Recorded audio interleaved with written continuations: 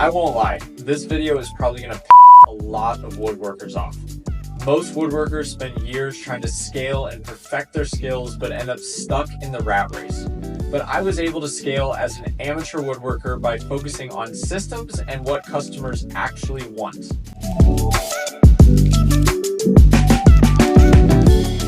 Hi, my name is Grant, and if you don't know me, I scaled my furniture business to over $4 million per year, and now I help other furniture businesses do the same with systems and marketing at my company, 7-Figure Furniture. So I saw a post the other day that really made me laugh. Some woodworker posted in a smug way and said that someone told them, "Hey, my friend just started making tables and they look great.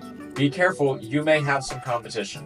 The woodworker laughed, but here's the thing. That post explains exactly why most woodworkers never scale their business. And today I'm going to tell you the hard truth about why and what you can do instead if you actually want to grow. If you're a woodworker trying to turn your passion into a real business or scale your existing business past that ceiling that most woodworkers hit, this video is for you. I'm going to break down the biggest mistake most woodworkers make, why they get stuck, and what you should do differently if you want to build something that actually grows and lasts. So let's go back to that post that I was just talking about. One woodworker was laughing at the idea that a newbie making tables could be his competition. And on the surface, he's right. His work probably has better joinery, tighter tolerances, higher end finishes, but the joke is on him because guess what? The average customer, the average consumer doesn't see any of that. They're not looking at your bow tie joinery. They're asking, does this table look good in my dining room? Is it the right size? Is it solid wood? And most importantly, how much is it?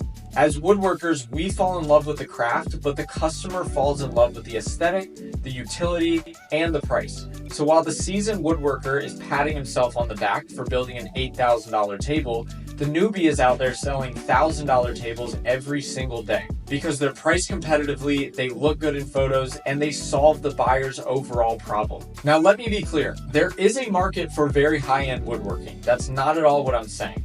If you're really good, really consistent, and you've built a reputation, you can make great money making beautiful heirloom style pieces.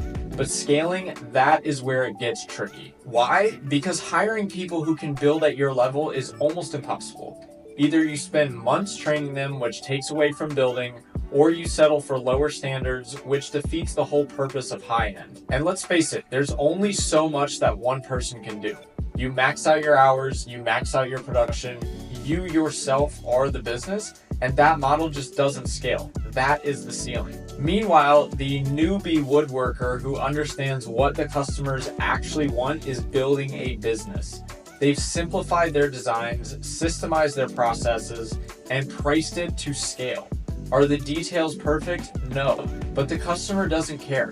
The table looks great, it functions well, it ships fast, and the price makes sense. And that is not just selling furniture, that is running a business. They're making money while the high-end guy is sanding walnut for the third hour, hoping for one big sale this month. So what does scale? It's the sweet spot between quality and affordability.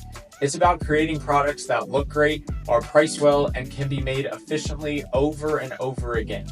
This is where design thinking and business thinking meet. You build a product line that solves a clear problem for a specific type of customer. You simplify your builds, you streamline your materials, you design for production, not for perfection. That doesn't mean that you stop caring about your quality.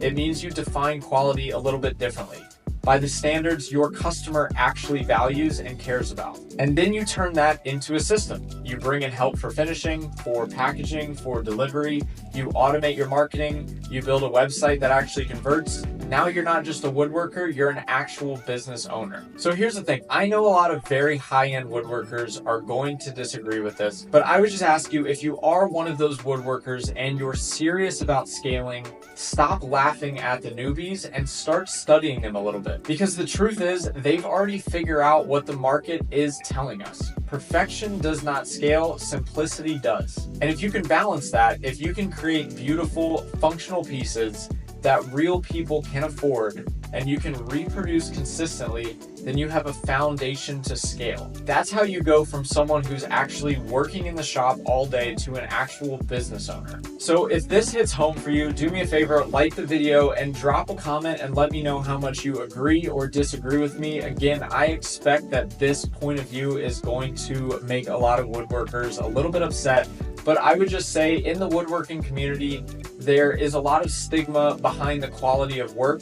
And if you're looking to actually grow a business, just take this into consideration. It doesn't mean that your higher end pieces there's no market for. It just means that this is something that you should actually take into consideration if you want to scale up past where you're at. And if you want more tips on how you can turn your woodworking passion into a real scalable business, then hit the subscribe button. I've got more videos coming out soon that dive even deeper. So thank you guys so much for watching, and I'll see you in the next video.